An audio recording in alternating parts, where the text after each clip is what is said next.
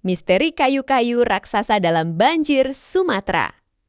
Di setiap banjir besar yang melanda Sumatera, selalu ada satu pemandangan yang membuat orang bertanya. Bukan hanya air yang meluap, bukan.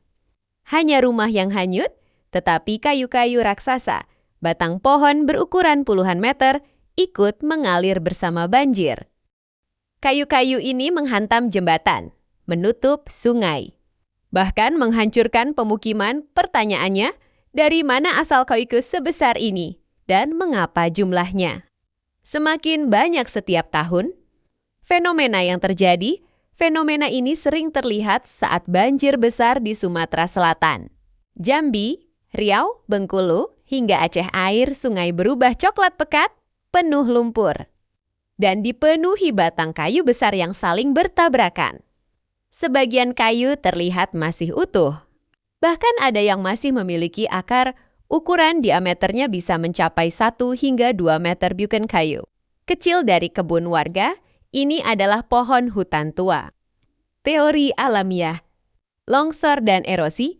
Penjelasan pertama adalah faktor alam. Hujan ekstrim di wilayah pegunungan menyebabkan longsor besar tanah yang rapuh tak lagi mampu menahan akar pohon. Saat longsor terjadi, pohon-pohon raksasa ikut tumbang dan masuk ke alur sungai ketika hujan terus turun. Debit air meningkat dan kayu-kayu ini terseret ratusan kilometer ke hilir. Namun, jika ini murni bencana alam, mengapa jumlah kayu semakin masif dari tahun ke tahun? Jejak aktivitas manusia. Disinilah misteri mulai terbuka.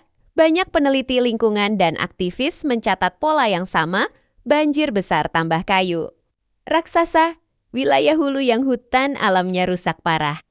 Pembalakan liar, pembukaan hutan untuk sawit, HTI, dan tambang meninggalkan tanah gundul. Akar pohon yang dulu menahan tanah sudah hilang saat hujan deras datang. Tak ada lagi penahan alami. Kayu-kayu yang terbawa banjir seringkali merupakan sisa pohon tebangan lama yang tertimbun tanah, lalu terlepas saat banjir besar. Misteri kayu hantu. Sungai. Masyarakat lokal bahkan menyebutnya sebagai kayu hantu. Sungai Kayuba muncul dalam jumlah besar, menghantam apa saja di jalurnya. Di beberapa daerah, kayu ini muncul malam hari, menimbulkan suara dentuman keras di sungai. Jembatan roboh bukan karena air, tetapi karena hantaman kayu raksasa. Fenomena ini dulu jarang terjadi. Kini, hampir setiap banjir besar selalu diiringi arus kayu.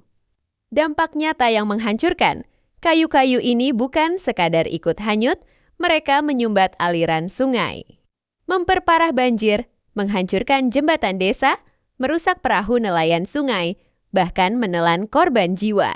Ironisnya, setelah banjir surut, kayu-kayu ini sering menghilang, diduga diambil dan diperjualbelikan secara ilegal.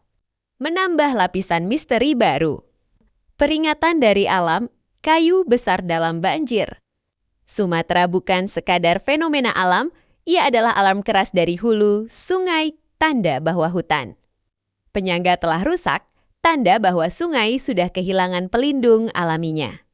Selama pembukaan hutan terus terjadi tanpa kendali, selama pegunungan dibiarkan gundul, maka banjir berikutnya hanya menunggu waktu.